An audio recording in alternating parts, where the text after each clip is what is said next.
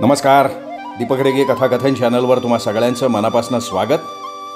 तुम्ही ऐकताय डॉक्टर सच्चिदानंद शेवडे यांची अघोर वाडा ही कादंबरी आणि आज ह्या कादंबरीचा भाग 7वा.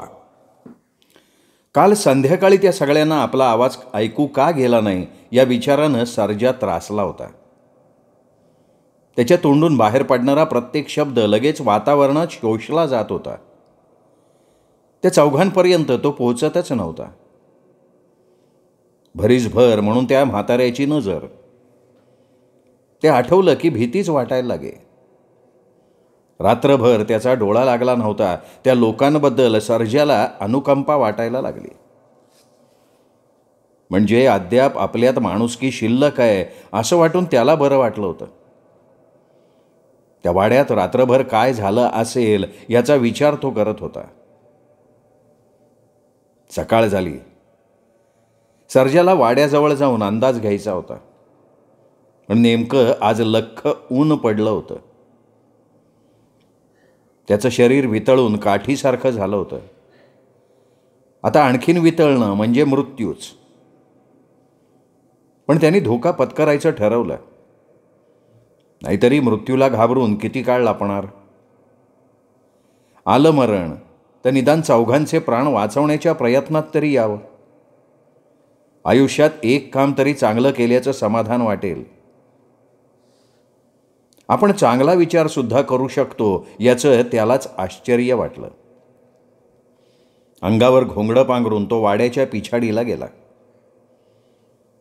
बरेच दिवस ते एकच घोंगडं तो वापरत होता. ते घोंगडं सुद्धा तो द्रव शोषून कडक झालेलं होतं. उन्हामुळे सर्जा वितळायला लागला होता. फार चालणं सहन होत नव्हतं. वाड्याच्या पिछाडीला येईपर्यंत तो दमला होता. नेमका त्या न्हाणीघराच्या मागेच तो उभा होता. त्याचवेळी ज्योत्स्नानं किंकाळी फोडली होती. आपल्याला तिनं पाहिलं का काय या विचारानं सर्जा दचकला. यावेळी वाड्याच्या मागच्या बाजूला कोणी नसेल या विचारानं तो तिथे लपला होता.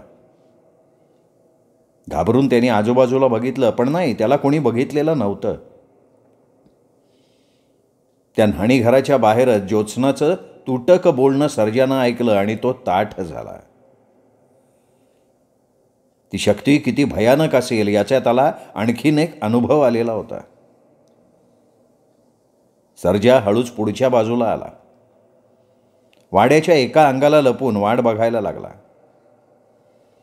थोड्याच वेळात सगळेजण बाहेर आलेले त्याने बघितले. मोटारसायकल जवळ गेलेलं जोडपं पुन्हा फियाटवाल्यापाशी आलेलं त्याने पाहिलं. मोटारसायकलचा मागचा टायर फाडलेला होता. त्याला लपल्या जागेवरून सुद्धा तो दिसला. आता सगळेजण फियाटमध्ये बसले पण गाडी काही स्टार्ट होईना. सगळेजण खाली उतरले. फियाटचा ड्रायव्हर भरकन पायऱ्या चढून वाड्यात गेल्याचं त्यांनी बघितलं. पाठोपाठ ते चौघेजण हळूच वाड्याच्या दारात उभं राहून कानोसा घेत होते. सर्जा उभा होता त्या बाजूच्या खिडकीतनं त्या ड्रायव्हरचं आणि म्हाताऱ्याचं बोलणं स्पष्टपणे ऐकू येत होतं. ते ऐकताना सगळेजण या भयानक चक्रात अडकलेत आणि आता त्यांची सुटका नाही हे सर्जाने ओळखलं. तो म्हातारा म्हणतोय म्हणजे ते सगळेजण कुठेही जाऊ शकणार नाहीत आणि जायचा प्रयत्न केला तरी फसतील आणि परत या बाजूलाच येतील हे सर्जानं ओळखलं. एवढ्यात कसला तरी आवाज झाला म्हणून त्यांनी पाहिलं तर काय दारात उभे राहून ऐकणारे ते चौघेजण धूम पळत सुटले होते. नेमके वाड्याजवळच्या जंगलात घुसले होते. त्यांना ती पायवाट कशी दिसली नाही. पण याही प्रश्नाचं उत्तर सर्जाला लगेच मिळालं. कशी दिसणार पायवाट. जर हा सगळा भाग त्याच्या अंमलाखाली आहे तर त्यांच्या मेंदूनी कितीही जरी स्वतंत्र विचार केला तरी ते याच ठिकाणी येऊन पोहोचणार हे नक्की होतं.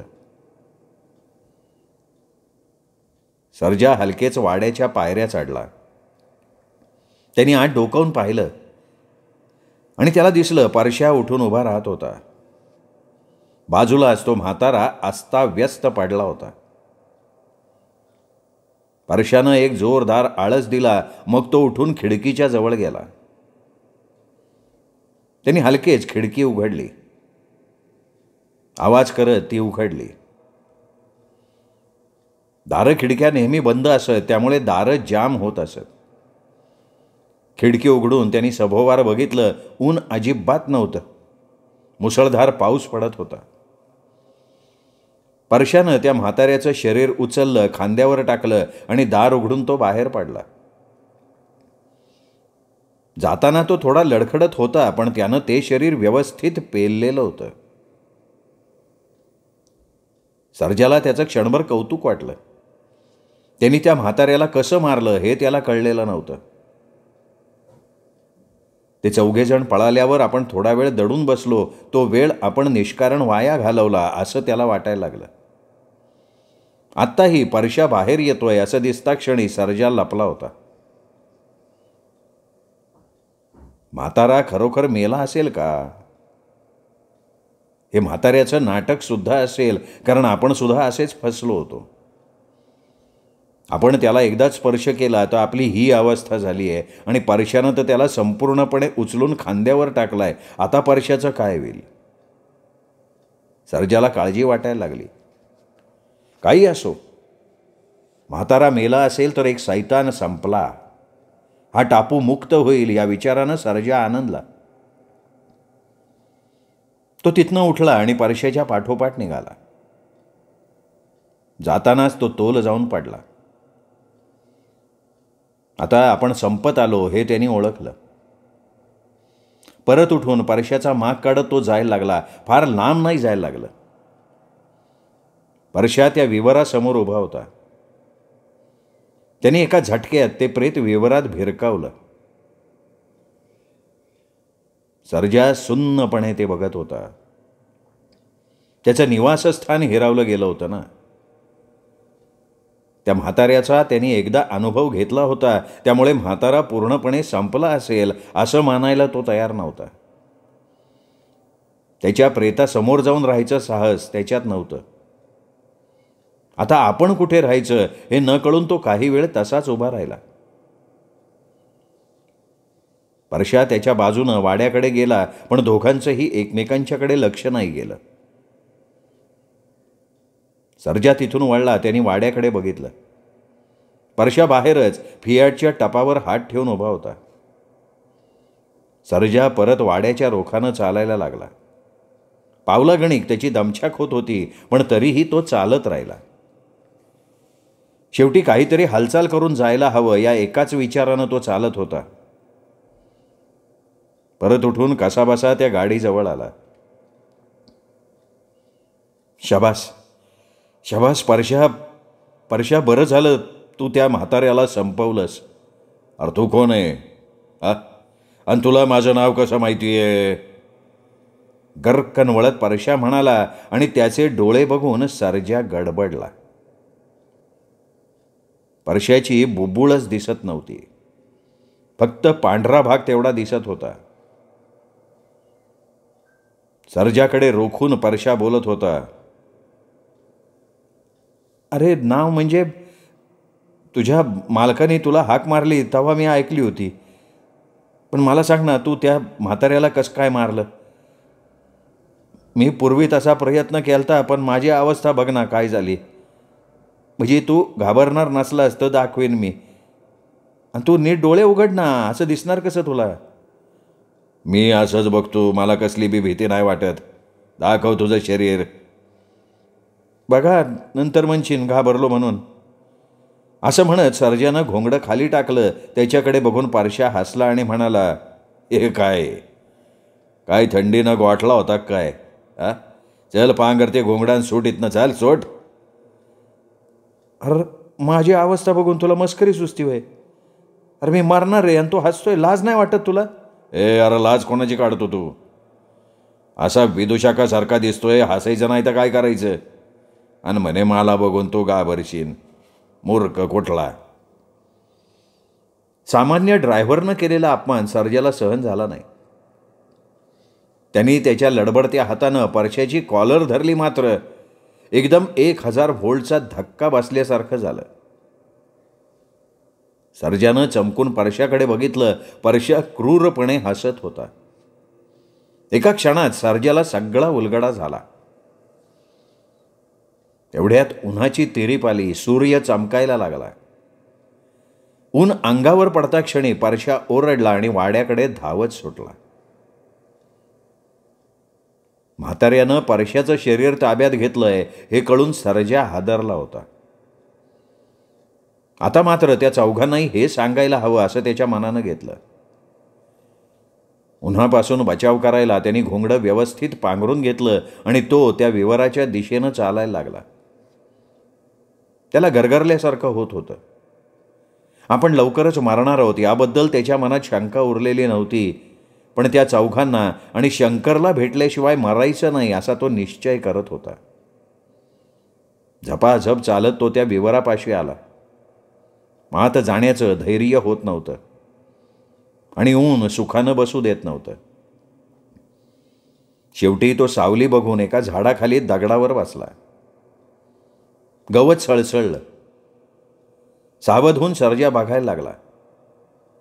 जंगलातून त्याच्या दिशेनं एक साप आला.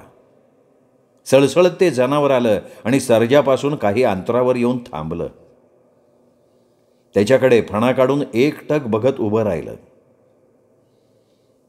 सर्जानं हसून घोंगडं खाली टाकलं आणि सर्जाचं हिडीस रूप बघून टुणकन उडी मारून तो साप निघून गेला. बराच वेळ सर्जानं तिथं बसून काढला. काही काळानं त्याला ते चौघेजण दिसले. अपेक्षेप्रमाणे ते परत त्याच जागी येऊन पोहोचले होते. सर्जा उठून उभा राहिला. तो त्यांच्याकडे एकटक बघत होता. त्यांनी सुद्धा त्याला पाहिलं होतं. क्षणभर ते चौघेजण थांबले आणि परत त्याच्या दिशेनं यायला लागले. सर्जानं घोंगडं नीट आवळून घेतलं आणि ते जवळ येता क्षणी त्याची ताकद संपून तो त्या दगडावर बसला. त्या चौघांना थांबायची खूण केली त्याने. दादा, आम्ही चौघजण वाट चुकलोय. गावाकडे कसं जायचं ते सांगता का? प्रसादनं विचारलं. त्याच्या प्रश्नाचं उत्तर टाळून सर्जाने त्यांना विचारलं, नाही पण तुम्ही कोण आहे आणि या ठिकाणी कशी आला तुम्ही? ओ दादा, मी प्रसाद. ही माझी बायको ज्योत्स्ना.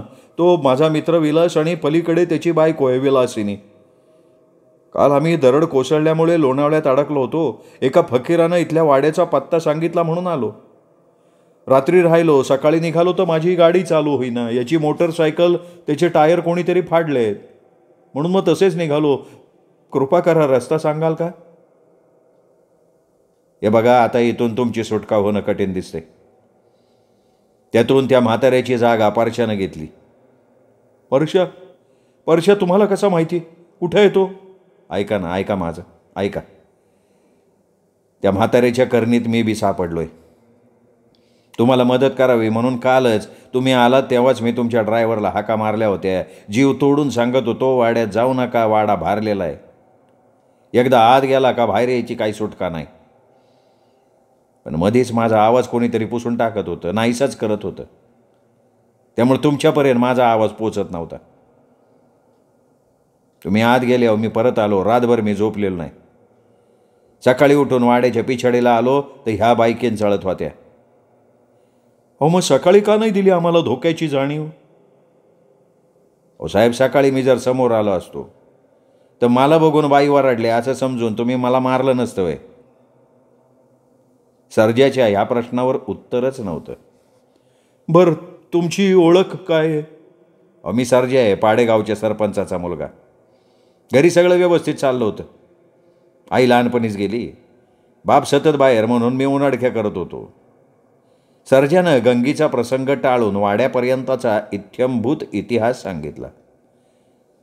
आई ग, तुम्ही सतत असे घोंगड्यातच असता का हो? त्याची हकीकत ऐकून वाईट वाटून विलासिनीनं विचारलं. वय ताई. अहो ताई, माझं रूप बघितलं ना तुम्ही सगळे घाबराल. मी वितळतोय ना, त्यामुळं मी झालोय विद्रूप. आता फार काळ काय मी काढणार नाही.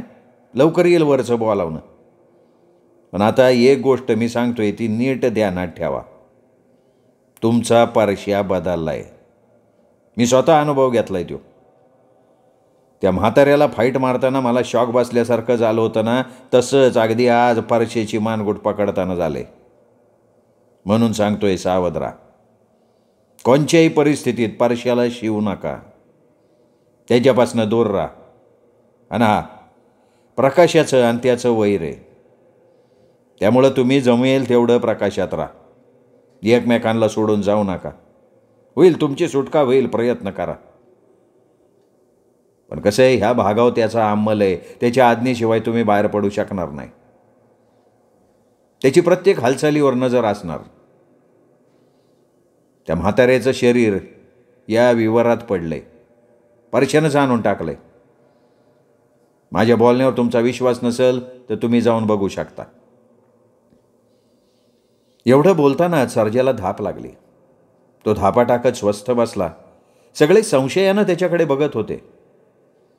तो सुद्धा त्या म्हाताऱ्याचा नोकर असेल असं त्यांना वाटत होतं. हे बघ, तू आम्हाला घाबरवण्यासाठी हे सगळं सांगतोयस. आम्ही वाड्यापासून कित्येक मैल दूर आलेलो असू. हे बघ, 9:30च्या सुमाराला आम्ही जंगलात शिरलो होतो. आता 2 वाजले. 2. विश्रांतीचा थोडा काळ सोडला आता आम्ही 3-1 तास तरी चालतोय. तेव्हा तू खोटं बोलू नकोस. आणि काय रे, असं कोणी वितळतं का? काय वितळाले? तू काय बर्फ आहेस का काय? हां, काढलं फ्रीजमधनं बाहेर, लागलं वितळायला? नॉनसेन्स. या अशा गोष्टी ऐकून आम्ही घाबरलो असू असं तुला वाटलं असेल ना, तर तो तुझा भ्रम आहे, भ्रम. आम्ही आत्ता वाड्यापासून खूप लांब आलेलो आहोत. आता जवळच्या गावात जाऊन आम्ही ही हकीकत सांगू नये म्हणून आम्हाला घाबरवण्याकरता त्या म्हाताऱ्याने तुला पाठवलंय ना? हां, जा जा जा, जाऊन सांग त्याला. आता आम्ही येऊ ते 10-15 जण घेऊन येऊ, त्या वाड्याला आग लावून टाकू आम्ही. प्रसाद हे त्वेषानं बोलला. ते ऐकून सर्जा विषण्णपणे हसला. अहो साहेब, तुमचाच काय, पण कोणाचाच याच्यावर विश्वास बसला नसता. या बाईंना अनुभव येईपर्यंत तुमचा भूतावर विश्वास होता का? नव्हता ना? मग माझ्या हकीकतीवर तुम्ही का नाही विश्वास ठेवत? माणसाला धोक्याची कल्पना दिली तरी तो ती लाथाडतो. हेच खरं आहे बाबा. तेव्हा काय, मी माझं काम केलंय, या उपर तुमची मर्जी. आणि हा काम करा, एक इथून 4 पावलं पुढं जा फक्त, तुम्हाला वाडा दिसेल. तुम्ही गेले 2-3 तास त्या 1 मैलाच्या परिघातच फिरताय. अहो, हे कडं तोडून तुम्ही बाहेर पडू शकणार नाही.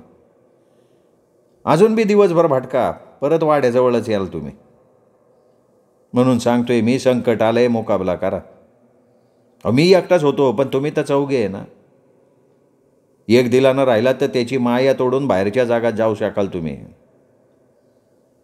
एवढं बोलत असताना सर्जाला पुन्हा धाप लागली, तरीही तो बोलतच राहिला. एक गोष्ट लक्षात ठेवा, कितीही वेळा मनात आलं तरी त्याच्यावर हल्ला करू नका. तो मरणार नाही, पण त्याला तुम्ही स्पर्श कराल तर तुम्ही पस्तावाल. माझ्यासारखी अवस्था होऊन जाईल तुमची. एवढं बोलून तो स्वस्थ बसला. कमरेपर्यंतचा भाग पूर्णपणे वितळल्याची जाणीव त्याला झाली. आता आपण काही वेळातच वितळणार याची खूण पटवून तो शांतपणे दगडाला टेकून घोंगडीत तोंड खुपसून पडला.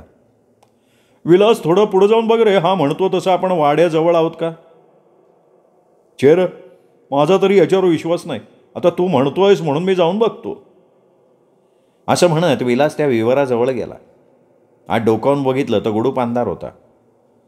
डोळे ताणून पाहायचा प्रयत्न केला, पण काहीही दिसत नव्हतं.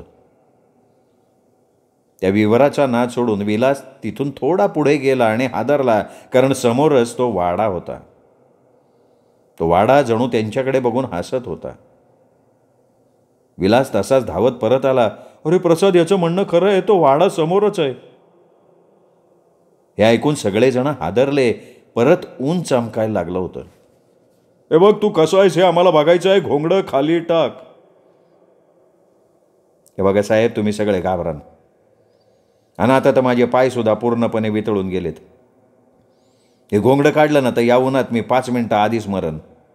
हे बघ, तू पूर्ण वितळलास तरी चालेल, पण घोंगडं काढ. विलास खुंशी स्वरात बोलला.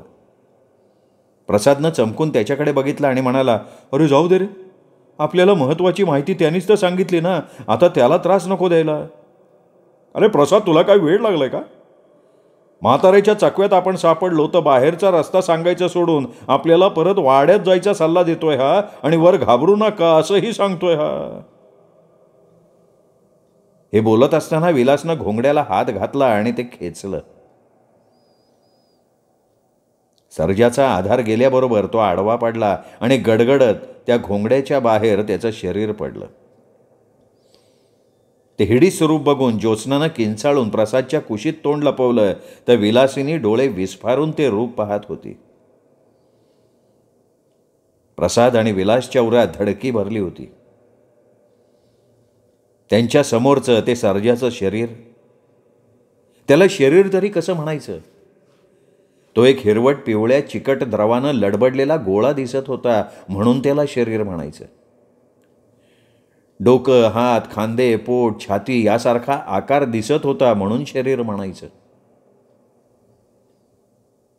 उन्हाच्या तीव्रतेमुळे सर्जा वेगानं वितळायला लागला.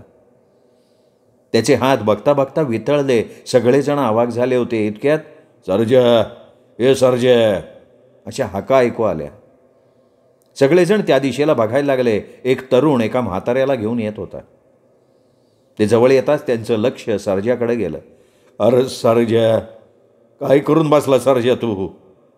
म्हातारा रडायला लागला. अरे सर्जा बघ की जरा, अरे मी शंकर आलोय, शंकर तुझ्या आबांना घेऊन आलोय. मला माफ कर सर्जा, पण आबांची अवस्था माझ्याच्यानं बघवाना म्हणून मी घेऊन आलो त्यांना. अरे पण हे काय होऊन बसलं रे सर्जा? बोलता बोलता शंकरनं बाजूला पडलेलं घोंगडं उचललं आणि सर्जाच्या उर्वरित शरीरावर तो पांघरायला गेला. त्यावर नाही नाही अशी मान हलवत सर्जा म्हणाला, आता त्याचा काही उपयोग नाही, मी मारणारच आहे. आबा मला क्षमा करा, लय त्रास दिला मी तुम्हाला. हे चौघेजण त्या वाड्यात, यांना. एवढं बोलून सर्जा थांबला. खाशाबांनी काठी उचलली, त्या चौघांकडे बघितलं आणि म्हणाले, तुम्ही त्या वाड्यातले आहे का? माझ्या पोराचा जीव घेतला तुम्ही? असं ओरडत एकदम त्यांच्या अंगावर धावून गेले. चौघेजण भेदरले आणि धावत सुटले. एखाद्याला तडाखा बसला म्हणजे धावत आले ते नेमके त्या वाड्याच्या पाशी. दारातच परश्या उभा होता. त्या चौघांकडे बघत मंद हसत होता. त्याचे डोळे त्यांच्यावर रोखलेले होते. ती नजर फार तीव्र होती. त्यात एक धग होती. या की यात या, यो म्हातारा मी आला बरं का, लावला त्याचा निकाल मीच लावला. आता आपण 4 दिवस इथं राहू, गाडी दुरुस्त झाली का मग निघू. या लवकर यात, नाही ते तो खाशाबा लाठी घेऊन येईन. हे ऐकतात चौघेही जण चमकले. त्या म्हाताऱ्याचं नाव आपल्यालाही माहिती नाही, ते ह्याला कसं कळालं? मागे वळून पाहण्याची अनिवार्य इच्छा होत होती, पण पायात शिश्याचे गोळे भरल्यागत झालं होतं. चावी दिलेली खेळण्यातली मोटार जशी एकाच दिशेला धावते तसे ते चौघेजण वाड्याच्या दाराच्या रोखानं जात होते. प्रयत्न करूनही त्यांना मागे फिरता येत नव्हतं. ते चौघेजण आपल्या काठीच्या टप्प्यापेक्षा दूर गेल्याचं बघून खाशाबा वळले आणि सर्जाच्या जवळ येऊन बसले. अरे बोल की पोरा, काहीतरी बोल. मी काय म्हणतो, चल आता आपण घरी जाऊ. अरे 2 दिवसांनी ते स्वरूपानंद येणार आहेत. हा स्वरूपानंद, ते तुझी सुटका करू शकतात. 2च दिवसांनी येणार रे स्वरूपानंद. हे बघ आपण त्यांची भेट घेऊ. तू बरा होशील पोरा. चल चल सर्जा, पोरा घरी जाऊ आपण.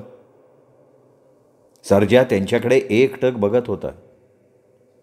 त्याचे डोळे मात्र मानवी डोळ्यांप्रमाणे राहिले होते. हे एक आश्चर्य होतं. सर्जाच्या नजरेत करुण भाव होते. त्याचं आता पोट सुद्धा वितळायला लागलं होतं. आबा आबा मी नाही वाचणार, ते त्यांना वाड्यातल्या स्वरूपानंद. हे बोलता बोलता झाडावरून पडून फळ फुटावं तसं सर्जाचं डोकं फुटलं. त्याच्या चेहऱ्याचे 2 भाग झाले. ते हळूहळू जमिनीत झिरपायला लागले. छातीसुद्धा मधोमध फाटली आणि झपाट्यानं वितळायला लागली. काही वेळातच त्या जमिनीवर सर्जा एका मोठ्या डागाच्या स्वरूपात राहिला आणि हलके हलके जमिनीत झिरपून गेला. खाशाबांनी हंबरडा फोडला. शंकरनं त्यांच्या खांद्यावर हात ठेवून त्यांना उभं केलं. दोघेजण हळूहळू गावाकडे चालायला लागले आणि ते चौघेजण वाड्याच्या दारात येऊन उभे राहिले.